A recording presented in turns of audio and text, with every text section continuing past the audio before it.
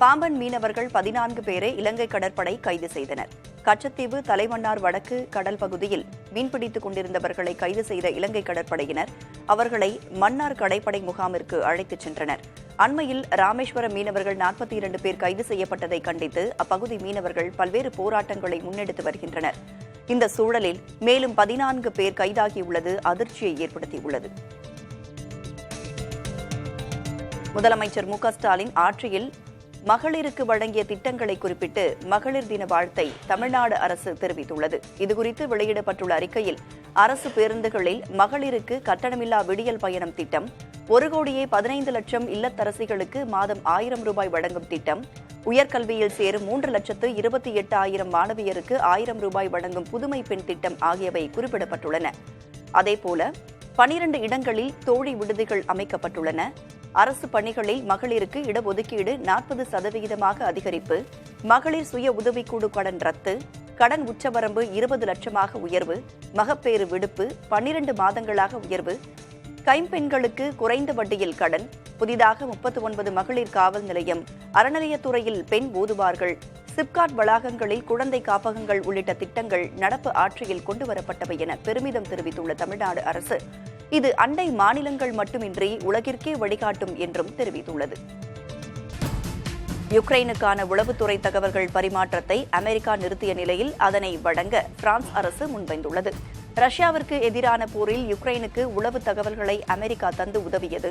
ஆனால் இதனை நிறுத்துவதாக அமெரிக்கா நேற்று முன்தினம் அறிவித்திருந்தது. இந்த நிலையில் யுக்ரைனுக்கான உளவுத்துறை தகவல்கள் பரிமாற்றத்திற்கு பிரான்ஸ் அரசு சம்மதம் தெரிவித்துள்ளது. இது தொடர்பாக பேசிய பிரான்ஸ் பாதுகாப்புத்துறை அமைச்சர் செபாஸ்டியன் லெகார்னோ, பிரான்ஸ் உளவுத்துறை அமைப்பு சேகரிக்கும் முக்கியத்துவம் வாய்ந்த தகவல்கள் மூலம் யுக்ரைன் பலனடைய அனுமதிப்பதாக கூறினார். மேலும் யுக்ரைனுக்கு ராணுவம் சார்ந்த உதவிகளை துரிதப்படுத்த வேண்டும் என பிரான்ஸ் அதிபர் இமானுவேல் மெக்ரான் உத்தரவிட்டுள்ளதாகவும் செபாஸ்டியன் குறிப்பிட்டார். ரஷ்யாவிற்கு எதிரான போரில் யுக்ரைனை அமெரிக்கா கைவிட்ட நிலையில் ஐரோப்பிய நாடுகள் உதவ முன்வந்துள்ளன. ஐரோப்பிய நாடான பெல்ஜியமில் கட்டுமான பணிகள் நடைபெற்று வந்த மேம்பாலம் ஒன்று கீழே விழுந்து விபத்துக்குள்ளானதில் ஒருவர் உயிரிழந்தார். மேலும் 2 பேர் படுகாயங்களுடன் மீட்கப்பட்டு மருத்துவமனையில் அனுமதிக்கப்பட்டுள்ளனர். லாலோவேர் பகுதியில் கால்வாய்க்கு குறுக்கே உள்ள இந்த கான்கிரீட் மேம்பாலத்தை இடித்து புதிய பாலத்தை கட்டும் பணிகள் நடைபெற்று வந்தன. அப்போது எதிர்பாராத விதமாக பாலம் இடிந்து விழுந்து விபத்துக்குள்ளானது.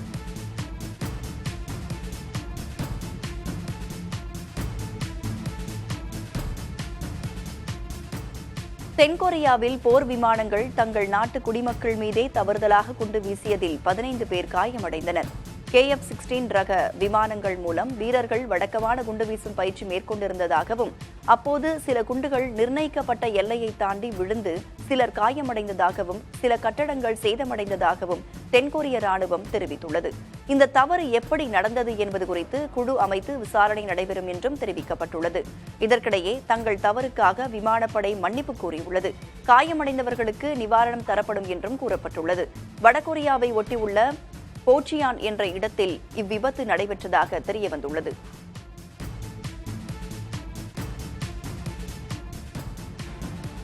கிரிக்கெட் பந்துகள் மீது உமிழ்நீரை பயன்படுத்த விதிக்கப்பட்ட தடையை நீக்க வேண்டும் என்ற கோரிக்கை வலுக்கத் தொடங்கியுள்ளது.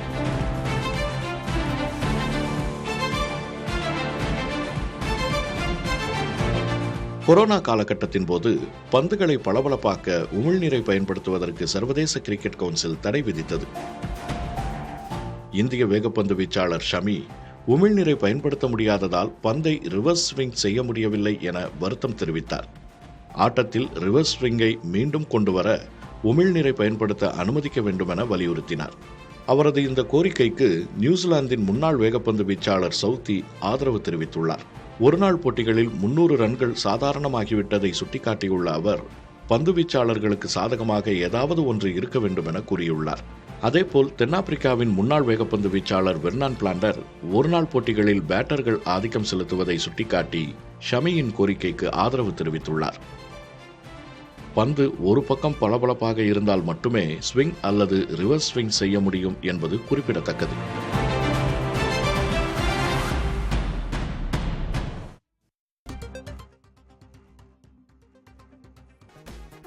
தனியார் துறை சார்ந்த ஆராய்ச்சி மற்றும் மேம்பாட்டில் முதலீட்டை அதிகரிப்பதற்காக 1 லட்சம் கோடி ரூபாய் நிதியை ஒதுக்கீடு செய்ய மத்திய அரசு ஒப்புதல் வழங்க திட்டமிட்டுள்ளது. மத்திய அரசின் இந்த முடிவின்படி குறைந்த வட்டி, நீண்டகால கடன்கள் மூலம் தனியார் நிறுவனங்கள் புதிய தயாரிப்புகள் மற்றும் புதிய அறிவுசார் சொத்துக்களை உருவாக்க வழிவகை ஏற்படுத்தப்படும் என்று தெரிவிக்கப்பட்டுள்ளது. பல்கலைக்கழகங்களோ அல்லது கல்வி நிறுவனங்களோ இந்த நிதியை பெற முடியாது. எனினும் தனியார் நிறுவனங்களுடன் இணைந்து புதிய தொழில்நுட்பத்தை மேம்படுத்த நிதி பெற முடியும் என மத்திய அரசு வட்டாரங்கள் தெரிவிக்கின்றன. மற்ற வளர்ந்த நாடுகளை காட்டிலும் இந்தியாவில் ஆராய்ச்சி மற்றும் மேம்பாட்டில் முதலீடு செய்வது குறைவாக இருப்பதாக நிபுணர்கள் குறிப்பிட்டுள்ள சூழலில் மத்திய பட்ஜெட்டில் அறிவியல் மற்றும் தொழில்நுட்ப ஆராய்ச்சிக்காக 20,000 கோடி ரூபாயை மத்திய அரசு ஒதுக்கீடு செய்திருந்தது. மராத்தி மொழி தொடர்பாக RSS தலைவர் பையாஜி ஜோஷி தெரிவித்த கருத்துக்கள் சர்ச்சையை ஏற்படுத்திய நிலையில் அவருக்கு கண்டனங்கள் வலுத்து வருகின்றன. மும்பைக்கு ஒரே மொழி இல்லை என்றும் மும்பைக்கு வரும் மக்கள் மராத்தி மொழியை கற்க வேண்டிய கட்டாயமில்லை எனவும் பையாஜி ஜோஷி தெரிவித்திருந்தார். அவரது சர்ச்சைக்குரிய கருத்துக்கு மகாவிகாஸ் அகாடி கூட்டணியினர் கண்டனம் தெரிவித்துள்ளனர். மராத்தி மொழி நீண்ட காலமாக கலாச்சார மற்றும் அரசியலின் அடையாளமாக இருக்கும் சூழலில் பையாஜி ஜோஷியின் கருத்தை மகாயுதி கூட்டணி ஆதரிக்கிறீர்களா என்ற எதிர்க்கட்சியினர் கேள்வியை எழுப்பியுள்ளனர். இதற்கு விளக்கமளித்து வீடியோ வெளியிட்டுள்ள பையாஜி ஜோஷி தன்னுடைய வார்த்தைகள் தவறாக புரிந்து கொள்ளப்பட்டதாகவும் மும்பைக்கு வரும் வேறு மொழி பேசுவோர் மராத்தியை புரிந்து கொண்டு கற்க வேண்டும் எனவும் கேட்டுக்கொண்டார். பாகிஸ்தான் ஆக்கிரமிப்பு காஷ்மீரை மீட்பதை யார் தடுத்தது என ஜம்மு காஷ்மீர் முதல்வர் உமர் அப்துல்லா கேள்வி எழுப்பியுள்ளார். ஆக்கிரமிப்பு காஷ்மீர் பகுதியை இந்தியா திரும்பப் பெறுவதில் ஆர்வம் காட்டுவதாகவும் இது நடந்துவிட்டால் நீண்டகால காஷ்மீர் பிரச்சினைக்கு தீர்வு எட்டப்படும் எனவும் லண்டனில் நடைபெற்ற கருத்தரங்கில் அமைச்சர் ஜெய்சங்கர் தெரிவித்திருந்தார். இது தொடர்பாக காஷ்மீர் சட்டப்பேரவையில் பேசிய உமர் அப்துல்லா பாகிஸ்தான் ஆக்கிரமிப்பு காஷ்மீரை திரும்பப் பெற முடிந்தால் அதனை செய்யட்டும் என கூறினார். கார்கில் போரின் போது பாகிஸ்தான் ஆக்கிரமிப்பு காஷ்மீரை திரும்பப் பெற வாய்ப்பு இருந்ததாக அப்போதைய பாஜக அரசை மறைமுகமாக சாடினார். காஷ்மீரின் ஒரு பகுதியை பாகிஸ்தானும் மற்றொரு பகுதியை சீனாவும் ஆக்கிரமித்து இருப்பதாக குறிப்பிட்ட உமர் அப்துல்லா இது தொடர்பாக யாரும் பேசுவது இல்லை என தனது ஆதங்கத்தை வெளிப்படுத்தினார். இயற்கையாக கிடைக்கும் நீராபானம், கள்ளு ஆகியவை மதுபான வகையின் கீழ் கொண்டுவர முடியாது என மத்திய அமைச்சர் சிராக் பஸ்வான் தெரிவித்தார். இது தொடர்பாக பேசிய அவர் நீராபானம், கள்ளு உற்பத்தி சார்ந்த தொழிலுடன் பல குடும்பங்கள் நாட்டில் இருப்பதாகவும் அவர்களின் வார்த்தைகளுக்கு நாம் மதிப்பளிக்க வேண்டும் என்றும் கேட்டுக்கொண்டார். இயற்கையாக கிடைக்கும் நீராபானம், கள்ளு ஆகியவை மதுபான வகையின் கீழ் கொண்டுவர முடியாது என்பதை தங்களது கட்சி தொடர்ந்து கூறி வருவதாகவும் இது தொடர்பாக தங்களுடைய கருத்தை தேசிய ஜனநாயக கூட்டணியில் முன்வைக்க முயற்சித்து வருவதாகவும் கூறினார். பீகாரில் பூரண மதுவிலக்கு அமலில் இருக்கும் சூழலில் கள்ளு விற்பனைக்கு தடை விதிக்கப்பட்டுள்ளது. எனினும் தென்னை மரத்திலிருந்து கிடைக்கும் நீராபானம் பீகாரில் புழக்கத்தில் உள்ளது.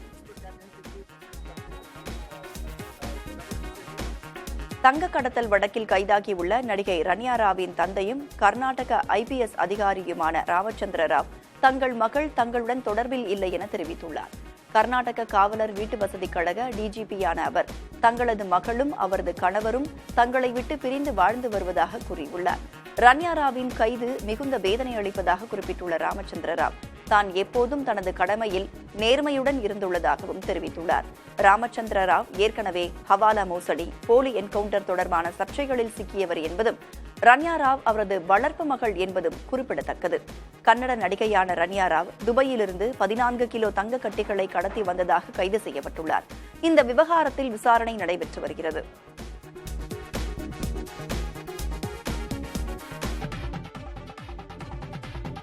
தாமிரபரணி நதிக்கரையில் மரக்கன்றுகள் நடுவதற்கு சரியான இடத்தை அதிகாரிகள் தேர்வு செய்யாததால் அதிருப்தியடைந்த அமைச்சர் நேரு மரக்கன்றுகளை நடாமல் சென்றது சலசலப்பை ஏற்படுத்தியுள்ளது.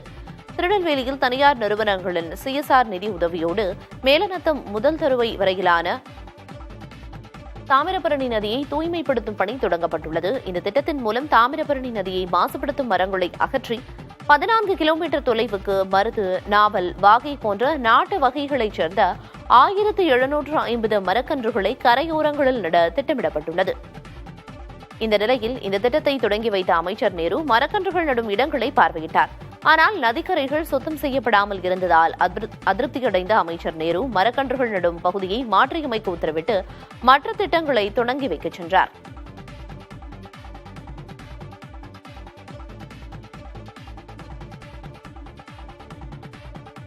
மராத்தி மொழி தொடர்பாக RSS தலைவர் பையாஜி ஜோஷி தெரிவித்த கருத்துக்கள் சர்ச்சையை ஏற்படுத்திய நிலையில் அவருக்கு கண்டனங்கள் வலுத்து வருகின்றன.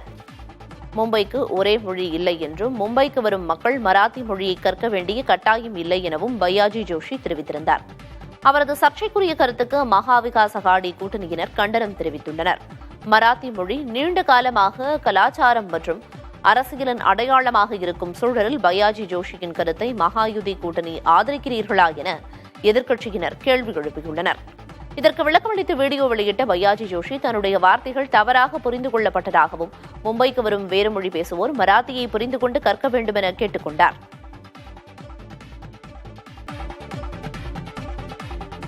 ரமலான் நோன்பு இருக்கவில்லை என கிரிக்கெட் வீரர் முகமது ஷமி மீது விமர்சனம் எழுந்துள்ள நிலையில் அவருக்கு காங்கிரஸ் கட்சியின் செய்தி தொடர்பாளர் ஷாமா முகமது ஆதரவு தெரிவித்துள்ளார். இஸ்லாம் மதத்தை பொறுத்தவரை ஒருவர் பயணம் செய்யும் போது நோன்பு இருக்க வேண்டியதில்லை என கூறியுள்ளார். முகமது ஷமி பயணத்தில் இருப்பதாகவும் அவர் தனது சொந்த ஊரில் இல்லை எனவும் தெரிவித்துள்ளார். விளையாடும் போது நோன்பிருக்க வேண்டும் என யாரும் கூறவில்லை என கூறியுள்ள ஷாமா முகமது செயல்களே முக்கியம் எனவும் இஸ்லாம் அறிவியல் பூர்வமான மதம் எனவும் தெரிவித்துள்ளார். இந்தியாவில் வரி செலுத்தும் 30,000க்கும் மேற்பட்டோர் வெளிநாட்டில் உள்ள சொத்து விவரங்களை தற்போது பகிர்ந்துள்ளனர். அதன்படி கடந்த 2023-24 நிதியாண்டில் 29,000 கோடி ரூபாய்க்கும் அதிகமான சொத்துக்களை வெளிநாடுகளில் வைத்திருப்பதாக அவர்கள் தெரிவித்துள்ளனர்.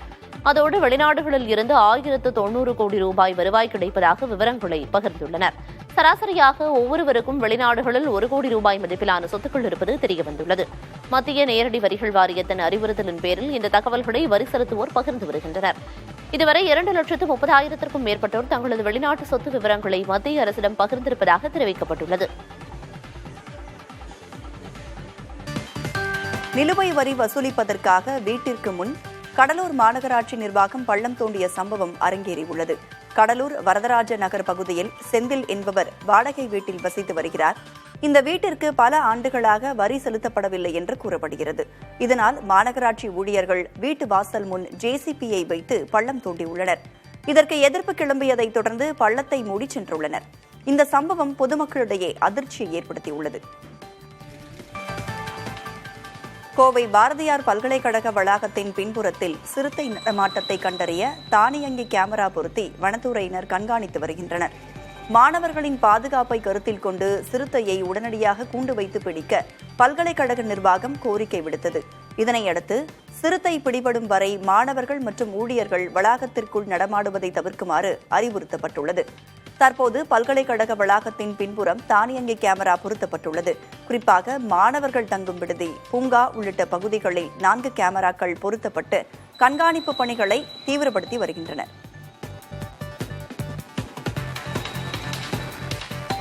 ஒட்டப்பிடாரம் அருகே தந்தை உயிரிழந்த சோகத்துடன் 12ஆம் வகுப்பு தேர்வை மாணவர் எழுதியுள்ளார். தூத்துக்குடி மாவட்டம் சில்லாங்குளம் பகுதியைச் சேர்ந்தவர் கருப்பசாமி. அவருக்கு 12ஆம் வகுப்பு படிக்கும் கதிரவன் என்ற மகனும் 10ஆம் வகுப்பு பயிலும் எழிலரசி என்ற மகளும் உள்ளனர். சிறுநீரக பிரச்சனையால் அவதிப்பட்டு வந்த கருப்பசாமி சிகிச்சை பலனின்றி உயிரிழந்தார். பொதுத் தேர்வு இருந்ததால் தந்தை இறந்த சோகத்திலும் கதிரவன் தேர்வெழுதச் சென்றார். பின்னர் வீடு திரும்பிய போது அண்ணனை கண்டு தங்கை கட்டி அணைத்து அழுதது அங்கிருந்தவர்களை கண்கலங்கச் செய்தது. கல்விதான் இறுதியில் உதவும் என தந்தை கூறி வளர்த்ததால் தந்தை இறந்தபோதும் தேர்வெழுத மகன் சென்றதாக உறவினர்கள் தெரிவித்தனர்.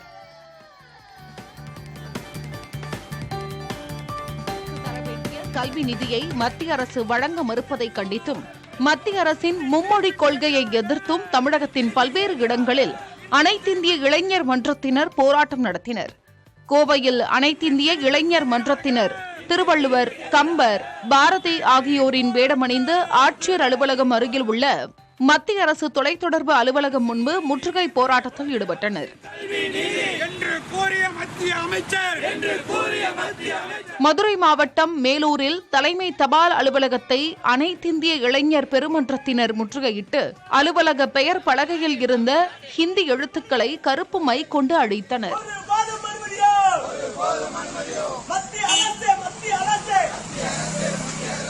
கள்ளக்குறிச்சி மாவட்டம் திருக்கோவிலூரில் பாரத ஸ்டேட் வங்கியை அகில இந்திய இளைஞர் பெருமன்றத்தினர் முற்றுகையிட முயன்றனர். அப்போது காவல்துறையினர் தடுத்ததில் இருதரப்பினர் இடையே லேசான தள்ளுமுள்ளி ஏற்பட்டது. இதையடுத்து வங்கியை முற்றுகையிட முயன்றவர்களை காவல்துறையினர் கைது செய்தனர். தூத்துக்குடி மாவட்டம் கோவில்பட்டியில் ஊர்வலமாக சென்று சாலை மறியலில் ஈடுபட்ட அனைத்திந்திய இளைஞர் பெருமன்றத்தினர் மற்றும் இந்திய கம்யூனிஸ்ட் கட்சியினர் கைது செய்யப்பட்டனர்.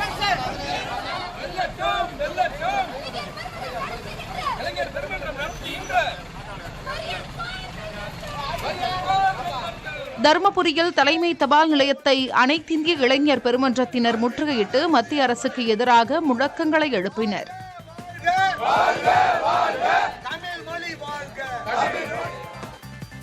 தமிழக வெற்றிக் கழகத்தின் சார்பில் இன்று மாலை இஃப்தார் நோன்பு திறக்கும் நிகழ்ச்சி நடைபெறவுள்ளது. ராயப்பேட்டை YMCA அரங்கில் நடைபெறும் இந்த நிகழ்ச்சியில் அக்கட்சியின் தலைவர் விஜய் பங்கேற்க உள்ளார். இதற்கான ஏற்பாடுகளை அக்கட்சியின் பொதுச் செயலாளர் ஆனந்த், தேர்தல் பிரச்சார மேலாண்மை பொதுச் செயலாளர் ஆதவ் அர்ஜுனா ஆகியோர் பார்வையிட்டனர். அப்போது செய்தியாளர்களிடம் பேசிய இமாம் முகமது மன்சூர் காசிப், விஜயும் தங்களுடன் சேர்ந்து தொழுகை நடத்த உள்ளதாக தெரிவித்தார். திருப்பதி மலையில் பக்தர்களுக்கு அன்னதானத்தில் மசால் வடையையும் பரிமாறும் திட்டத்தை அறங்காவலர் குழு தலைவர் PR நாயுடு தொடங்கி வைத்தார். அன்னதான கூடத்தில் சிறப்பு பூஜைகள் நடத்தப்பட்ட பின்பு பக்தர்களுக்கு அறங்காவலர் குழு தலைவர் PR நாயுடு வடைகளை பரிமாறினார். தினமும் சுமார் 35,000 மசால் வடைகள் தயார் செய்யப்படும் என்றும் அதற்கு தேவையான உட்கட்டமைப்பு வசதிகள் செய்யப்பட்டுள்ளன என்று அறங்காவலர் குழு தலைவர் குறிப்பிட்டார்.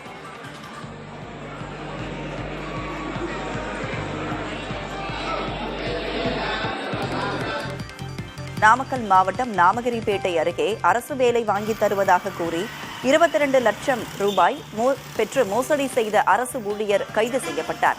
புல்லாண்டி காட்டைச் சேர்ந்த சந்தானம் என்பவர் திருவள்ளூர் மாவட்ட செய்தி மக்கள் தொடர்பு துறை அலுவலகத்தில் புகைப்பட கலைஞராக பணியாற்றி வருகிறார். இவர் கடந்த 2021ஆம் ஆண்டு கலக்கட்டானூரைச் சேர்ந்த பொறியியல் பட்டதாரியான செல்வகுமாருக்கு அரசு வேலை வாங்கித் தருவதாக கூறி அவரது தந்தை கிருஷ்ணமூர்த்தியிடம் 22 லட்சம் ரூபாய் பெற்றுள்ளார்.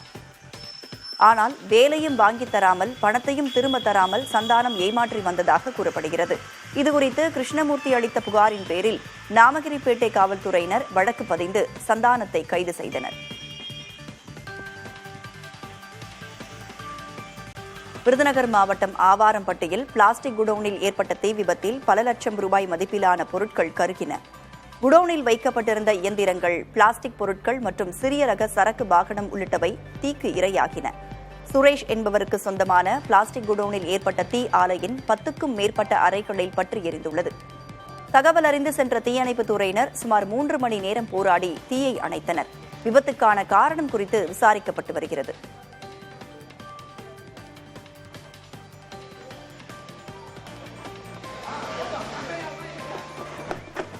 நாமக்கல் மாவட்டம் திருச்செங்கோட்டில் சின்ன ஓக்காளியம்மன் கோவில் மாசிக்குண்டம் திருவிழாவை முன்னிட்டு தீர்த்தக்குட ஊர்வலம் நடைபெற்றது.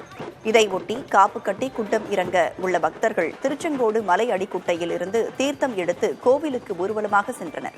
பின்னர் அம்மனுக்கு தீர்த்தக்குட நீரை கொண்டு அபிஷேகம் நடைபெற்றது. மகா கும்பமேளாவில் 30 கோடி ரூபாய் சம்பாதித்ததாக உத்தரப்பிரதேச முதல்வர் யோகி ஆதித்யநாத்தால் பாராட்டப்பட்ட படகு சவாரி சேவை வழங்குனர் பிண்டு மகாரா பல்வேறு குற்ற வழக்குகளில் சிக்கியிருப்பவர் என்று தெரியவந்துள்ளது. உத்தரப்பிரதேசம் பிரயாக்ராஜில் நடந்த மகா கும்பமேளாவுக்கு நாடு முழுவதில் இருந்தும் வந்த பக்தர்கள் திரிவேணி சங்கமத்தில் புனித நீராடினர். 130 படகுகளின் உரிமையாளரான பிண்டு மகாரா மகா கும்பமேளாவில் 45 நாட்களில் 30 கோடி ரூபாய் சம்பாதித்ததாக முதல்வர் யோகி ஆதித்யநாத் பாராட்டியிருந்தார். ஆனால் இவர் மீது கொலை முயற்சி, கலவரத்தில் ஈடுபடுதல், மிரட்டி பணம் பறித்தல் உள்ளிட்ட பல்வேறு குற்ற வழக்குகள் பதிவு செய்யப்பட்டிருப்பதாக காவல்துறையினர் உறுதி செய்துள்ளனர். மகா கும்பமேளாவுக்காக வந்திருந்த பக்தர்களை மிரட்டி பணம் பறித்ததற்கான வழக்கில் February 11 அன்று இவர் மீது முதல் தகவல் அறிக்கை பதிவு செய்யப்பட்டுள்ளது. இதையடுத்து முதல்வர் யோகி ஒரு குற்றவாளியை புகழ்ந்திருப்பதாக சமாஜ்வாதி தலைவர் அகிலேஷ் யாதவ், காங்கிரஸ் தலைவர் அஜய் ராய் உள்ளிட்டோர் விமர்சித்துள்ளனர். ஹிந்தி மாநிலங்களில் 90 விழுக்காடு மக்கள் ஹிந்தி மட்டும் பேச தெரிந்தவர்களாக இருப்பதாகவும் பிற மாநிலங்களில் 2 மொழிகளில் பேச தெரிந்தவர்கள் அதிகமாக இருப்பதாகவும் தரவுகள் கூறுகின்றன. 1991 தமிழ்நாட்டில் 84.5 விழுக்காடு மக்கள் தமிழ் மட்டுமே பேச தெரிந்தவர்களாக இருந்தனர். 2011 தமிழ் மட்டும் பேச தெரிந்தவர்களின் எண்ணிக்கை 78 விழுக்காடாக குறைந்தது. மகாராஷ்டிரா, குஜராத், பஞ்சாப், ஆந்திர பிரதேசம் போன்ற மாநிலங்களிலும் அந்த மாநிலங்களின் முதன்மை மொழி மட்டுமே பேச தெரிந்தவர்களின் விகிதம் சரிந்து வருகிறது. மறுபுறம் ஹிந்தியை முதன்மை மொழியாக கொண்ட மாநிலங்களில் ஹிந்தி மட்டுமே பேச தெரிந்தவர்களின் விகிதம் அதிகரித்து வருகிறது. உதாரணமாக 1991 பிரிக்கப்படாத பீகாரில் ஹிந்தி மட்டும் பேச தெரிந்தவர்கள் 90.2 விழுக்காடு. 2011 இந்த எண்ணிக்கை 95.2 விழுக்காடாக அதிகரித்துவிட்டது. ராஜஸ்தானில் ஹிந்தி மட்டும் பேச தெரிந்தவர்களின் விகிதம் 1991 93 விழுக்காடாக இருந்தது. 2011 94.3 விழுக்காடாக அதிகரித்துள்ளது. தமிழ்நாட்டில் 1991 ஆங்கிலம் பேச தெரிந்தவர்களின் விகிதம் 13.5 விழுக்காடாக இருந்தது. 2011 18.5 விழுக்காடாக உயர்ந்துள்ளது. ஒடிசா, பஞ்சாப், குஜராத், மகாராஷ்டிரா மாநிலங்களிலும் ஆங்கிலம் பேச தெரிந்தோர் விகிதம் அதிகரித்து வருகிறது. பெண்களை இழிவாக குறிப்பிடும் வகையில் மானியாக் என்ற பாடலை அமைத்திருப்பதாக குற்றம் சாட்டி பிரபல ராப் பாடகர் ஹனி சிங்கிற்கு எதிராக நடிகை நீது சந்திரா வழக்கு தொடர்ந்துள்ளார். பாட்னா உயர்நீதிமன்றத்தில் மனு தாக்கல் செய்துள்ள நீது சந்திரா, பாடகர் ஹனி சிங் மட்டுமின்றி பாடலாசிரியர் லியோக் ரேவல், போஜ்புரி பாடகர்கள் ராகினி விஸ்வகர்மா, அர்ஜுன் அஜனாயி ஆகியோருக்கு எதிராக புகார் அளித்துள்ளார். குறிப்பிடப்பட்ட பாடலின் வரிகளை மாற்றியமைக்க வேண்டும் என வலியுறுத்தியுள்ள நீது சந்திராவின் மனு இம்மாதம் விசாரணைக்கு வரவுள்ளதாக தெரிவிக்கப்பட்டுள்ளது.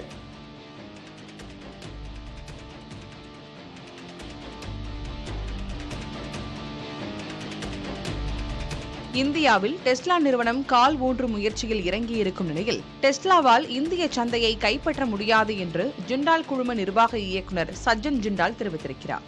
இதுகுறித்து அவர் மேலும் கூறுகையில், எலான் மஸ்க் ஸ்மார்ட்டான நபராக இருக்கலாம், விண்வெளிக்கு ராக்கெட் அனுப்பலாம், ஆனால் இந்திய கார் சந்தையில் அவரால் வெற்றி பெற முடியாது. ஏனென்றால் இந்தியர்களான நாங்கள் இங்கு இருக்கிறோம். இந்தியாவில் மஹிந்திரா நிறுவனம் செய்வதை டாடா நிறுவனம் செய்வதை ஒருபோதும் டெஸ்லாவால் செய்ய முடியாது என்று தெரிவித்தார். முதல்வர் மு க ஸ்டாலின் ஆட்சியில் மகளிருக்கு வழங்கிய திட்டங்களை குறிப்பிட்டு மகளிர் தின வாழ்த்தை தமிழ்நாடு அரசு தெரிவித்துள்ளது. இதுகுறித்து வெளியிடப்பட்டுள்ள அறிக்கையில், அரசு பேருந்துகளில் மகளிருக்கு கட்டணமில்லா விடியல் பயணம் திட்டம், 1,15,00,000 இல்லத்தரசிகளுக்கு மாதம் 1000 ரூபாய் வழங்கும் திட்டம், உயர்கல்வியில் சேரும் 3,28,000 மாணவியருக்கு 1000 ரூபாய் வழங்கும் புதுமை பெண் திட்டம் ஆகியவை குறிப்பிடப்பட்டுள்ளது. அதேபோல் 12 இடங்களில் தோழி விடுதிகள் அமைக்கப்பட்டுள்ளன. அரசு பணிகளில் மகளிருக்கு இடஒதுக்கீடு 40 விழுக்காடாக அதிகரிப்பு, மகளிர் சுய உதவிக்குழு கடன் ரத்து, கடன் உச்சவரம்பு 20 லட்சம் ரூபாயாக உயர்வு, மகப்பேறு விடுப்பு 12 மாதங்களாக உயர்வு, கைம்பெண்களுக்கு குறைந்த வட்டியில் கடன், புதிதாக 39 மகளிர் காவல் நிலையம், அறநிலையத்துறையில் பெண் ஊதுவார்கள், சிப்காட் வளாகங்களில் குழந்தை காப்பகங்கள் உள்ளிட்ட திட்டங்கள் நடப்பாட்சியில் கொண்டுவரப்பட்டவை என பெருமிதம் தெரிவித்துள்ள தமிழ்நாடு அரசு, இது அண்டை மாநிலங்கள் மட்டுமின்றி உலகிற்கே வழிகாட்டும் என்றும் தெரிவித்துள்ளது.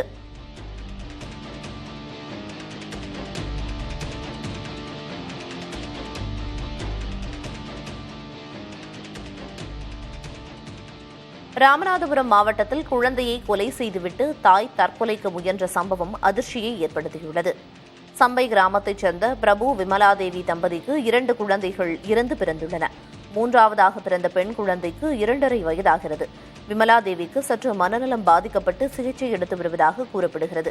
இந்நிலையில் வீட்டில் தனியாக இருந்த விமலாதேவி தனது குழந்தையை தூக்கில் தொங்கிவிட்டு கொலை செய்துள்ளார். பின்னர் தானும் தற்கொலைக்கு முயன்றுள்ளார். பிரபுவின் தாய் வந்தபோது விமலாதேவி தூக்கில் தொங்கியதை பார்த்து உடனடியாக மீட்டு மருத்துவமனைக்கு கொண்டு சென்றுள்ளார். குழந்தையை பரிசோதனை செய்ததில் குழந்தை உயிரிழந்து விட்டதாக மருத்துவர்கள் தெரிவித்திருக்கும் நிலையில் காவல்துறையினர் தீவிர விசாரணை நடத்தி வருகின்றனர்.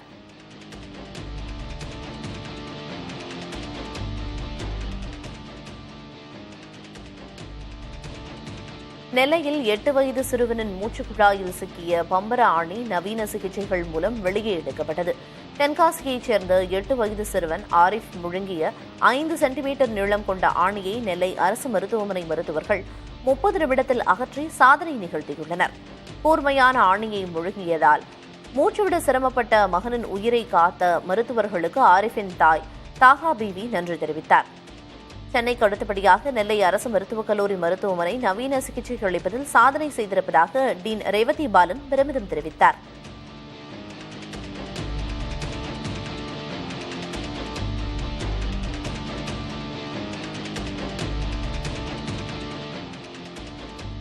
கேரள மாநிலத்தில் உள்ள ஒரு கோயில் திருவிழாவிற்கு அழைத்து வரப்பட்ட யானை மதம் பிடித்தது போல் ஓடி வாகனங்களை சேதப்படுத்தியது.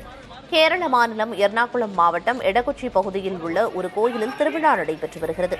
திருவிழாவில் பங்கேற்க அழைத்து வரப்பட்ட யானை திடீரென மிரண்டு ஓடி கார்கள், லாரி போன்றவற்றை சேதப்படுத்தியது. நீண்ட நேர போராட்டத்திற்கு பின் யானை கட்டுக்குள் கொண்டு வரப்பட்டது.